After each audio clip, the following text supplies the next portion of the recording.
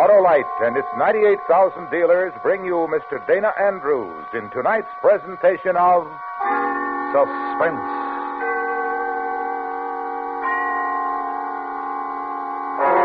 Tonight, Autolite presents a story based on fact as we examine a city in terror of its life. A dramatic report which we call The One-Man Crime Wave. Our star, Mr. Dana Andrews.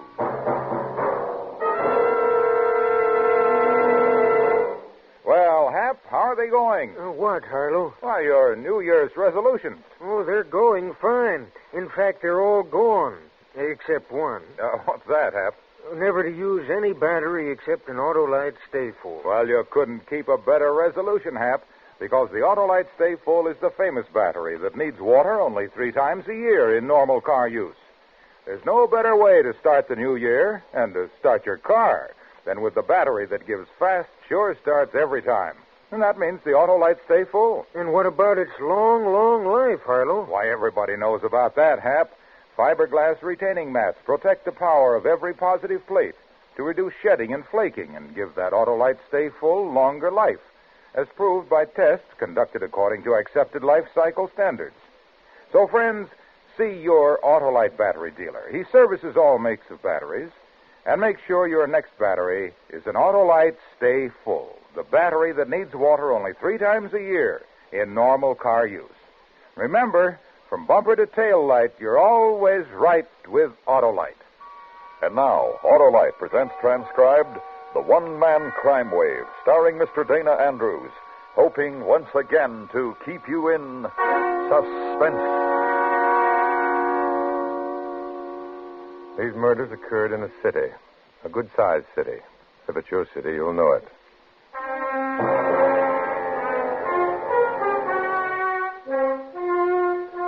Take murder, and take carefully into consideration the results of the crime. Tragedy, not perhaps so much for the victim, because to the dead there's no further use for tears. Tragedy, though, for those who are left to mourn. And fear if it happened to your next-door neighbor, the friendly man or woman, the ones with kids, the ones with a big hello and a comfortable approach to living. The fear because it was next door and might have been you. It began on a Tuesday night, senseless, frightful. It happened in a city, and the city began to live in fear for what was to follow. Sergeant Farron? Yeah? I'm Driscoll. I was told to report to you for duty. Oh, sure, you're the new man. Yes, sir. Okay. Come on, there's been a killing over on East Bay. Woman in the street, stabbed.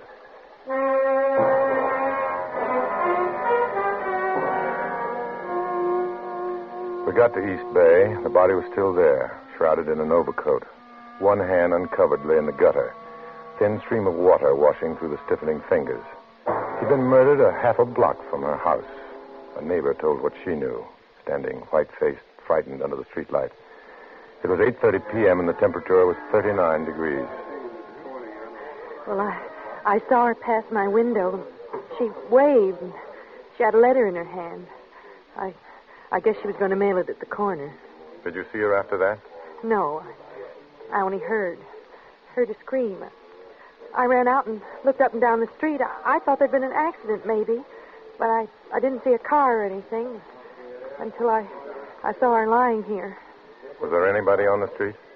I don't know. I thought I saw somebody go around the corner at the end of the block, running.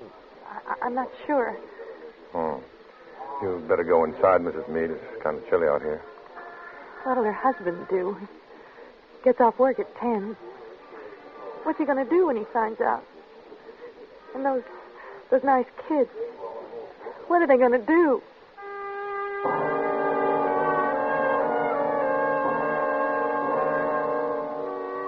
The camera work was finished. An ambulance took the dead mother away, and the search for a murderer was begun. I roughed out the first report, and Driscoll filled in the details. They were not released to the press. The husband of the deceased was questioned. His replies were all negative. No known enemies. His wife was not involved with another man. His own movements on the night were checked and found to be as described. Neighbors were questioned. They had seen nothing of the attack. There were 14 knife wounds in the deceased's body, any 5 of which could have caused death. coroner's report is attached.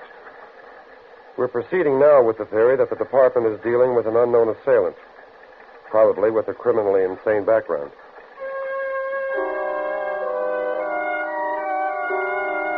The killer, if he were criminally insane, would strike again. He did. It was on Thursday. There'd been a light snowfall during the day, and as evening came, the temperature dropped lower, leaving a thin covering of crystals on the ground. It was 10 p.m. The street, Washington. A woman of 37 was returning to her apartment. She was a waitress at the Gold Rush restaurant. She was between two lampposts in semi-light when a man stepped out from a doorway and didn't give her a chance. She was alive when they got her to the hospital. She was alive when I went into the White Room to question her. She told me what she could remember, weakly, frightened of what had happened and of what was going to happen. You think you're strong enough to tell me a couple of things, miss? I'll try. Can you describe him? Well, he was about your height. Maybe a little shorter. Kind of heavy set. His eyebrows go across the middle. Funny eyes. What complexion? Dark, I guess. Dark. Any scars? I didn't see. Can you remember how he was dressed? I don't know. I was scared. There was an overcoat. I don't remember. And he had a hat. Kind of a regular hat. All right. You said you told him a man was coming down the street. Yeah. I thought I'd scare him. He'd turn around. I could run. That's when he... Yeah. Is there anything else you can remember about this fellow? No. Hey, hold my hand, will you? Sure. Thanks. Try to remember something now. What color was the overcoat? I told you. I don't know. It was maybe dark gray or brown. I was scared. That's all right. It might come to you later. Just one more thing. Miss?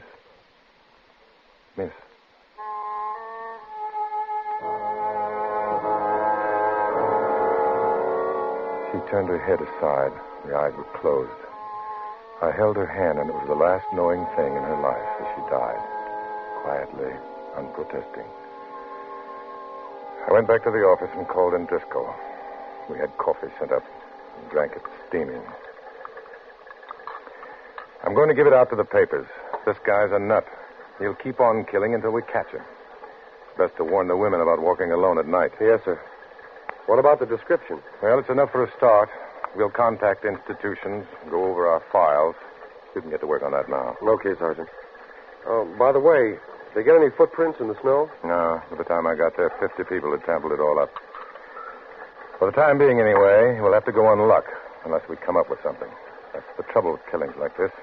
City this size, you have a tough time finding a murderer unless he's got a record or a motive. Well, he's nuts. That's his motive, I guess. We'll have to wait for the record.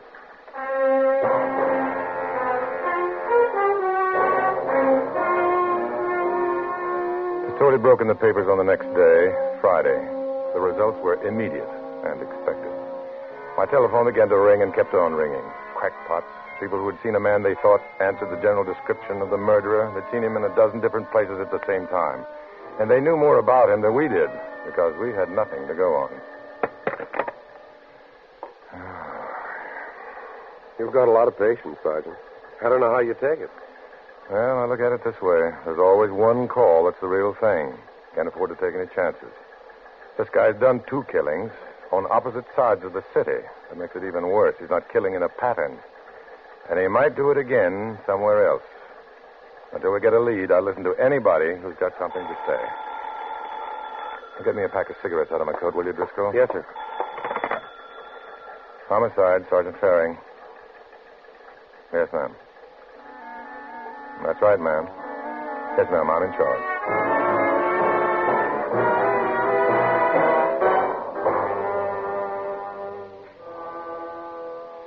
weekend passed, and it was Monday, Tuesday. We worked hard, sifting rumor, possibility. There was nothing much to show for it. The tension in the city mounted, started to build into panic. There was talk of vigilantes, college day stuff. Complaints as to the ineptness of the police force piled up. We took it and waited. Then the thing we were scared of happened. Wednesday morning, a little after midnight, on the west side, a young couple, both of them, ripped to pieces, dead before any help could come. And early the next morning... Yes, sir. Yes, sir, I know, but we may have got hold of something. The young fellow struggled with him. He ripped off a button and some cloth from his coat. Yes, sir, the lab's working on it now. Yes, sir, I will. Yes, sir. Well, that was the chief. We'd better be getting something fast, lots of pressure. Maybe we have, sir. 14th Precinct picked up a man last night. Might answer the description. Kind of crazy. Won't deny or admit anything. Oh? They're bringing him down now. Should be here in about 15 minutes.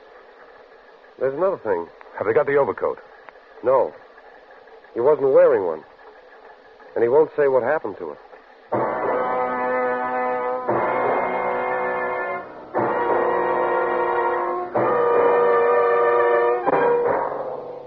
Autolite is bringing you Mr. Dana Andrews in The One-Man Crime Wave.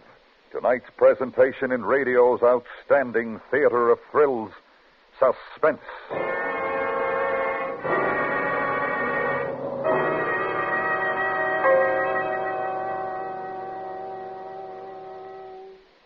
Say, Harlow, what about your New Year's resolutions? Well, Hap, I've resolved to tell everyone the great news for 54. And what is it, Harlow? Why, Hap, an Autolite Stay Full battery needs water only 3 times a year in normal car use. That's reason enough for going to Autolite in 54. Well, if it isn't, Hap, this is. The Autolite Stay Full has a life that's longer than your winter underwear. Fiberglass retaining mats surround every positive plate to reduce shedding and flaking and give the Autolite Stay Full longer life, as proved by tests conducted according to accepted life cycle standards. So see your Autolite battery dealer. That's right, friends. He's a battery expert, and he'll tell you all about that dynamic and dependable Autolite Stay Full, the battery that needs water only 3 times a year in normal car use. And remember, from bumper to tail light, you're always right with Autolite. And now, Autolite brings back to our Hollywood soundstage Mr. Dana Andrews in Elliot Lewis's production of The One-Man Crime Wave, a true report well calculated to keep you in suspense.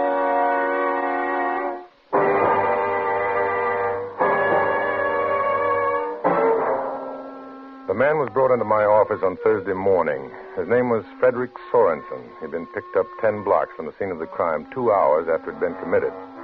He appeared to be drunk, and although the temperature was in the low 30s, he wore no overcoat. In general, his features answered the vague description given by the dead waitress. He sat with his head lowered, sullen, ignoring the coffee by his side. Well, you're not under arrest, Mr. Sorensen. This is just a routine questioning. It's like the Germans or the Russians. Man's walking along and he's arrested just like that. If you'll answer a few questions, sir, you can be on your way. Well, what am I supposed to have done? What? Can you tell me where you were this morning a little after midnight? In a bar, I guess. I don't remember. Any particular bar? Well, there were 2 or 3. I got problems. I was drunk last night. Will you try to remember the names of the bars? I don't know.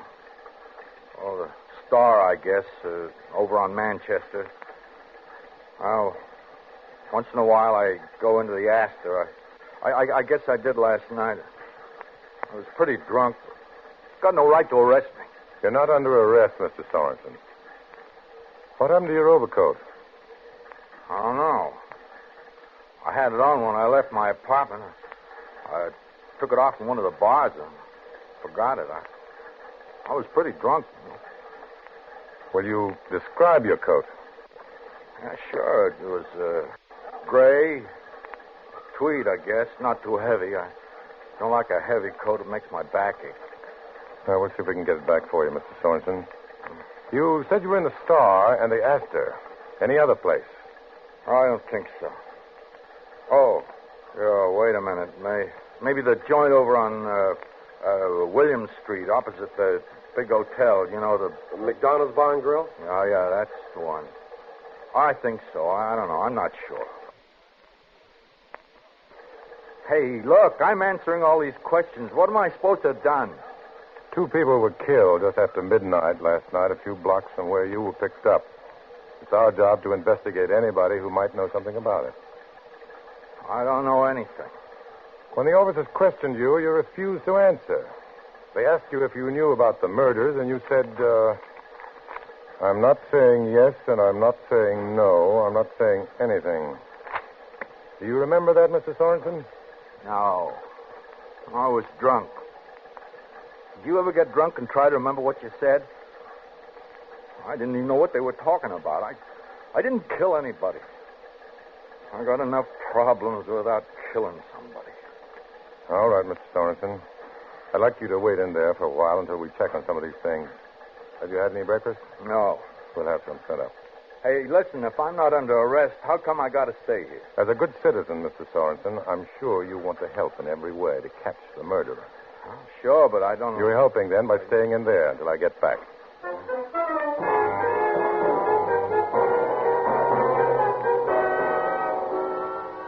We checked. The Astor, Star, McDonald's Bar and Grill, asked questions. Sorensen was known to them all. In particular, he was known to Mr. McDonough. Yeah, he was in here kind of late. Had a good load on. Could you say what time? Oh, 1, maybe 2. Tell you, Sergeant, it was a big night last night. Maybe the cold and snow, but everybody felt good, didn't want to go out. You know how it is. Oh, sure. Did you happen to notice whether Mr. Sorensen was wearing an overcoat? I couldn't swear, but put it this way. If he wasn't, I would have noticed because it was too cold outside to be without one. Now, wouldn't you say the odds are he was wearing one? Possible. Freddie, there's a couple of butts under the table at the end. You missed them. You didn't find an overcoat after you closed? Gray, tweed? No. Freddie, did you find an overcoat a man left here last night? I guess you're out of luck. Yeah. Well, if it does show up, Mr. McDonough, I'd be obliged if you'd give me a call. You bet. Say, it's none of my business, but have you arrested Sorensen? No. Routine questions, that's all. Well, I wondered. He's not the type for that killer. I've talked to him. He's been coming in here for 5 or 6 years. He's a nice guy, quiet, no trouble. As a student of human nature, I'd say he wasn't your man. Thanks a lot for your trouble.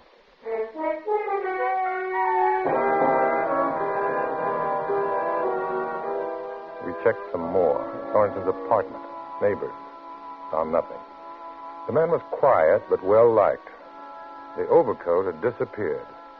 And since his alibi held up, we didn't have much choice.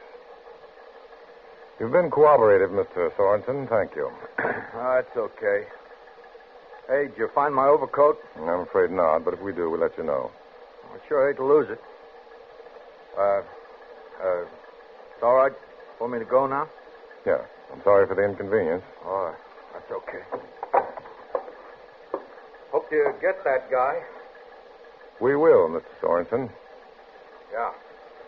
Well, so long. Nice to have met you. Thanks again. Yes, Sergeant? He's leaving now, Driscoll. Get a man to follow him and a relief for that man. I don't want Sorensen out of sight for a minute. Yes, sir. Right away.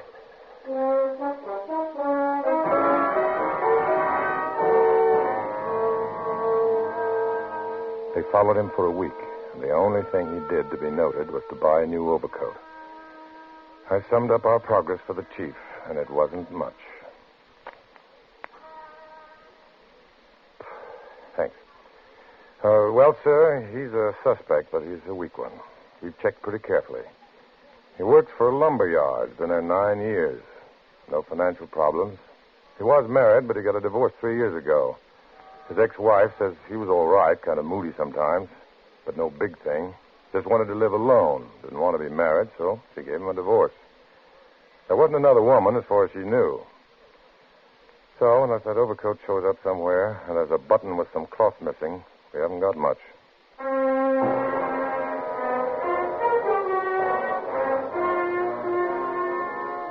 And for another week, no killings, no progress. We continued to have the suspect followed, if for no other reason than the physical description given by the dead waitress, but even that was flimsy. On a Friday at 9:15 p.m., it was raining. Not cold enough to freeze, just a bitter, penetrating wetness. And that's when the overcoat showed up. The overcoat with the missing button. There was a man in it, too. He'd been picked up in a bar, disturbing the peace. His name was Winters, and he had a record. 5 arrests, 3 convictions. It took a couple of minutes to match up the shred of cloth and button to the coat. And we had our first break. We sent for Winters. It doesn't have to be Sorensen's coat, Sergeant. Doesn't have to be, no. You think it is? That's what we've been working on. Come in, Winters. Sit down. Okay. Now, you ever see this coat before? Sure, it's mine. You swear to that? Sure, I swear. What were you picked up for? Bum rap. Fella starts picking on me in a bar. I hit him first. He was bigger than me. Disturbing the peace. How would you like murder added to that? Murder? You're crazy. I didn't kill nobody. Where did you get the coat? It's mine. What do you mean? Where did I get it?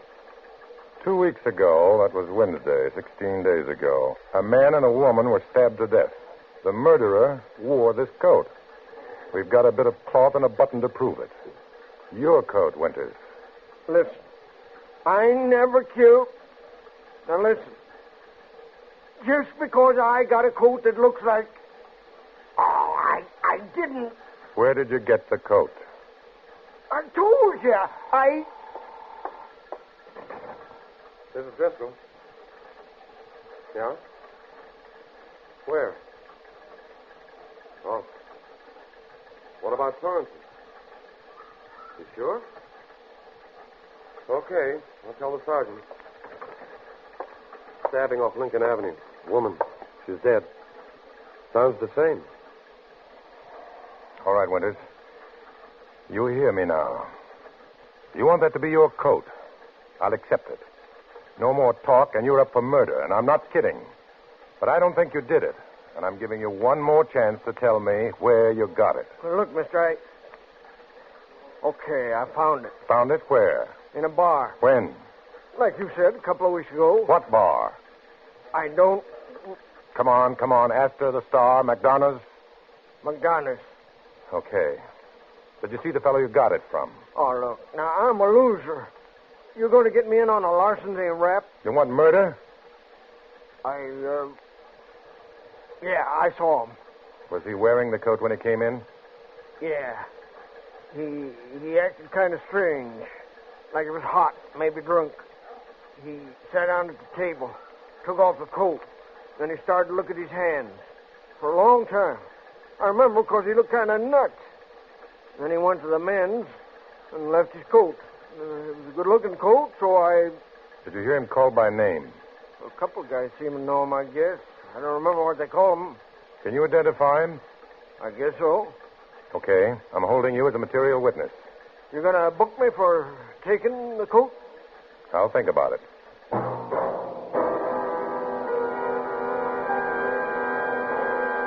With the new killing, we had another problem. The man on duty outside Sorensen's apartment had reported that Sorensen hadn't left the place all evening.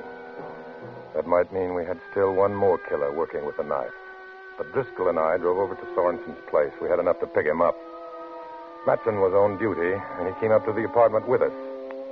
We had to break the door down. Sorensen wasn't answering. And when we got inside, we knew why. Sergeant, I swear he didn't come out. That's where he went out. Fire escape. Leads out the back. I'm sorry, Sergeant. He never... Can't do anything about it now. We go after him, Sergeant? No. Put out a call to pick him up. We'll stay here. I think he'll come back. Matson, get back out front. If you see him, don't make any move unless you're sure you can get him. Yes, sir.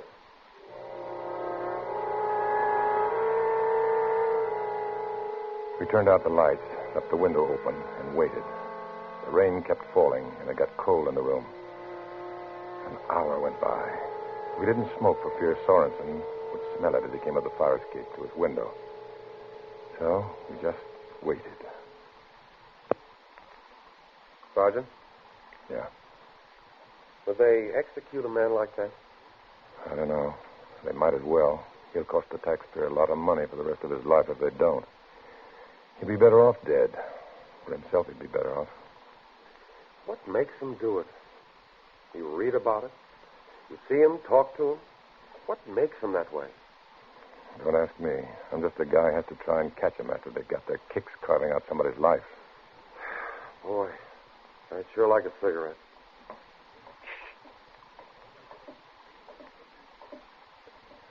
Wait until he's inside. Okay.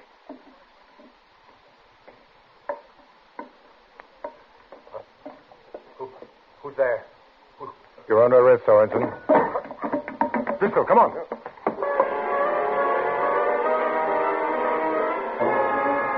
He'd sensed something wrong, and he wasn't close enough for us to get him. We followed him out to the fire escape and up to the roof.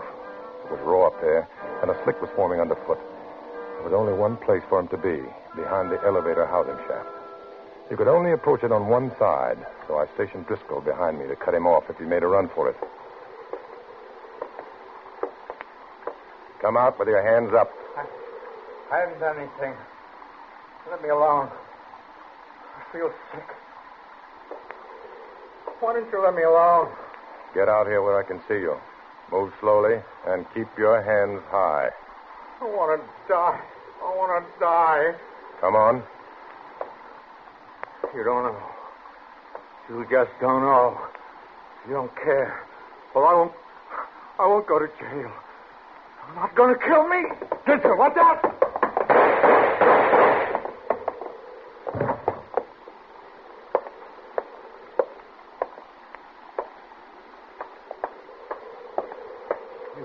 You all right, Sergeant? Yeah. They got my arm. Sorensen? Sorensen. He's done. Better call the ambulance.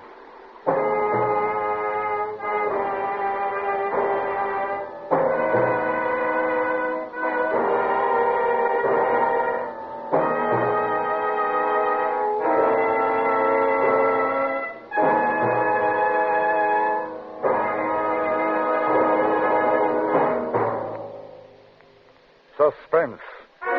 Brought to you by Autolite. Tonight's star, Mr. Dana Andrews. This is Harlow Wilcox speaking for Autolite, the world's largest independent manufacturer of automotive electrical equipment. In 28 plants from coast to coast, Autolite makes over 400 products for cars, trucks, tractors, planes, boats, and industry.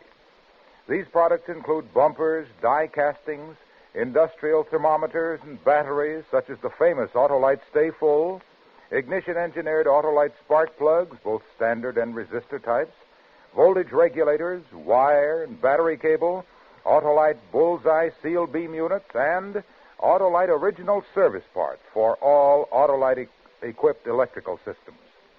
Autolite is proud to serve the greatest names in the industry. So, from bumper to tail light, you're always right with Autolite.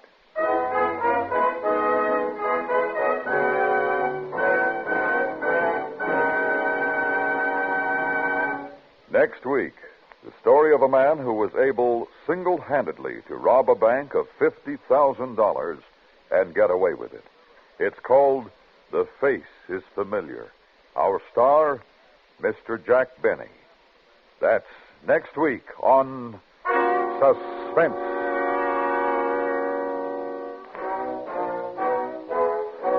The One-Man Crime Wave was written by Anthony Ellis. Suspense is transcribed and directed by Elliot Lewis, with music composed by Lucian Morowick and conducted by Lud Gluskin. In tonight's story, Joseph Kearns was heard as Sorensen and Lee Millar as Driscoll.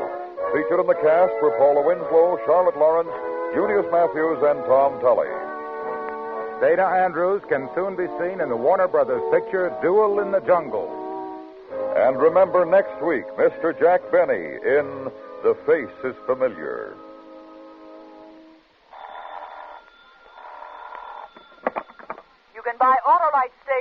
batteries, Autolite original service parts, and Autolite standard or resistor-type spark plugs at your neighborhood Autolite dealers.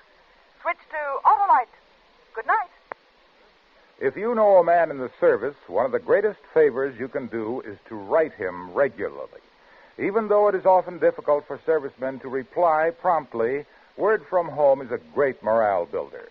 Resolve now to write and keep writing to a serviceman you know. This is the CBS Radio Network.